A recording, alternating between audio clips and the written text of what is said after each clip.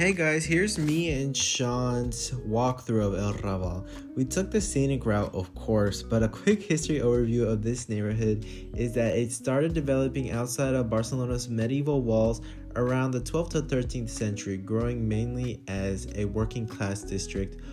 Over the following centuries, it wasn't even considered officially established like its modern brothers and sister cities until around 800 years ago. I believe that this neighborhood really truly incorporates Barcelona's raw and real soul.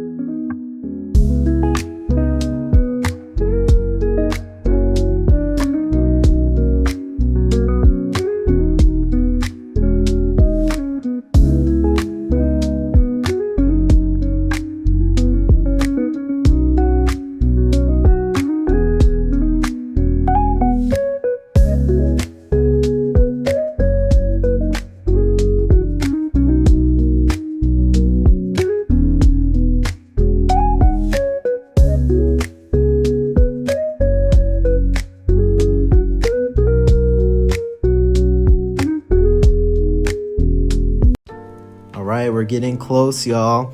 So here we're headed towards the Gothic Quarter, which is reaching closer to El Raval, right here on the outskirts. But I just want to go to show how beautiful this area is and all the Christmas decorations that happen. But also we're going to come up on the Kissing Wall, made by Joan Fontocuberta in 2014. Contributed by many Barcelona residents, and it's just a kissing wall made to create a kissing wall, which I found is beautiful, and it kind of symbolizes freedom, love, and connection, where before then this area was known as poverty and crime ridden. Now as we walk through these areas, you're gonna see all these delicious foods and Middle Eastern-esque culture, and as we get deeper we're gonna walk up on an institution which was a maternity hospital to help pregnant and newcome mothers of impoverished descent here in El Raval, in this neighborhood. And I find it so beautiful because before this was made around the 19th century. Before this, there wasn't anywhere like this. There was no institution or hospital, no caregivers helping for these people other than community and religious initiatives, which wasn't set in stone, and it was just messy and nothing was ever really helpful. Here we're in a little thrifty area which also incorporates its identity of its edgy vibe and its creativity and all this kind of stuff. It's super beautiful. We're gonna come up here on 3 different monuments that I'm going to want to talk about. First off being the Centre de Cultura Contemporánea de Barcelona, which is the old 19th century charity house that cared for poor families and elderly communities. Later in the late 1990s, around 1995, the MACBA Museum opened its doors to become one of the symbols of El Raval's transformation. We also have a beautiful architectural pieces lined with glass made by the American architect Richard Mayer, who brought this area from industrial and working class to an artistic and modern-esque area. Now we're gonna walk up on an area where you can see the 3 different architectural styles in one, which I find so beautiful and awesome. Now we're going to get a little bit closer and dive into Keith Haring's Aid mural. Painted in 1889, he made this in a rough part of El Raval to raise awareness about the AIDS crisis. The original wall was demolished, but the MACBA created the mural in the exact same spot because it was such a powerful and symbolic form of public health activism, especially for this area in El Raval's culture. Here we're going to see right outside the museum too a lot of art, but also a group of skaters and people having this as a hangout area. I think it's so beautiful and especially the messages that you can tell from this art.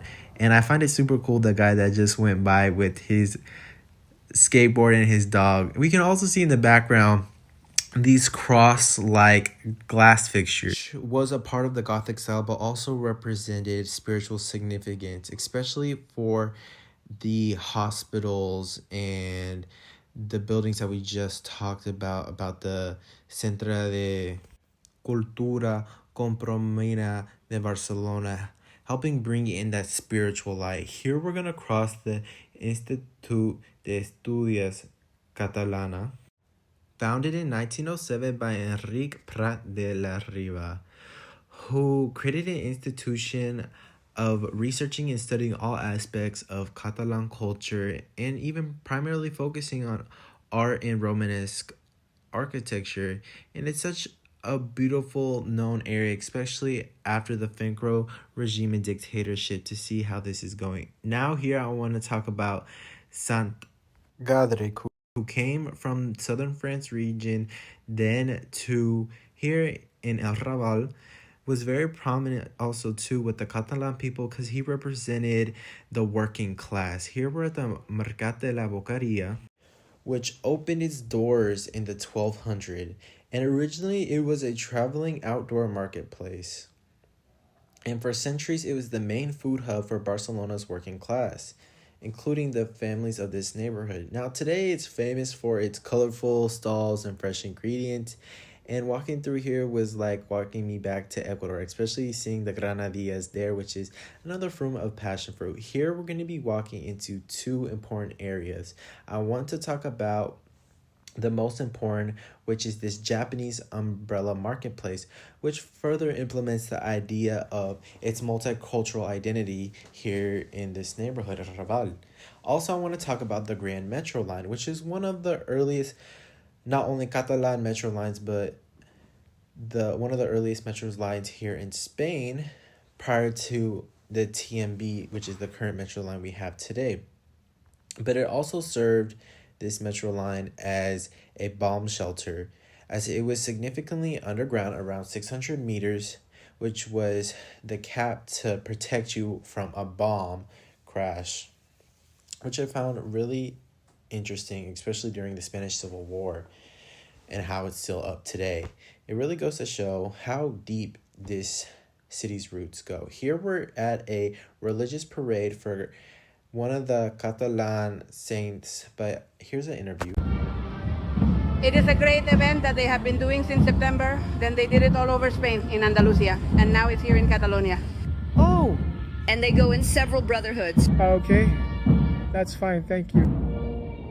In this parade, I heard a lot of mixed answers, but moving on, we're going to get into the Hospital de la Santa Creu, which was built in 1401 and was one of Barcelona's main hospitals for over 500 years and made in the Gothic Catalan-esque style. It played a pivotal role during several wars, earliest being the Catalan Revolt to more recently, a little bit before the Spanish Civil War.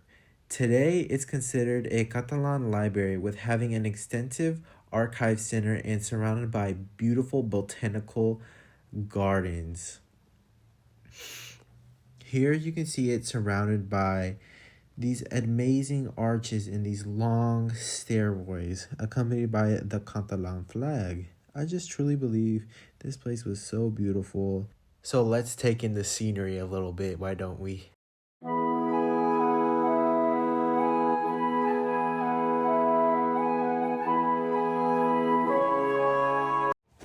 Moving on, we're gonna talk about a little bit of La Rambla on our way to it. So originally, it was a dry riverbed. The word Rambla in Catalan means seasonal river or stream. And this separated the old city of Barcelona from the then suburb of El Raval. And as this became more of a modern-esque city, it underwent many transformations from the 14th to 18th century to what we know as today. And it slowly started developing more as a cultural and social hub. We also will see Botero's cat, otherwise known as El Gato de Raval, which, not to toot my own horn, but created by a Colombian artist, Respecta de la Raza, Fernando Botadero, hence its name, Botadero Cat, and it arrived in Barcelona in 1987, and it moved around several times from the Olympic Stadium to the zoo to where it stands today in El Raval along La Rambla. And as you just saw, we saw a little bit of a prostitution graffiti, a little bit of fear mongering, but it's just to hint at fun, a little bit of the negatives of this area. As we walk through, we will see a industrial plant or a chimney, which, as we talked about previously, takes us back to the industrialization of this neighborhood. We're walking up here at Sant Pau del Camp. This is one of Barcelona's oldest buildings, dating back to the 10th century. Originally, it was a monastery located in the fields outside of the medieval walls, hence its name, Saint Paul of the countryside. And its Romanesque style shows Barcelona's early medieval past, and it served monks, travelers, and pilgrims alike for centuries.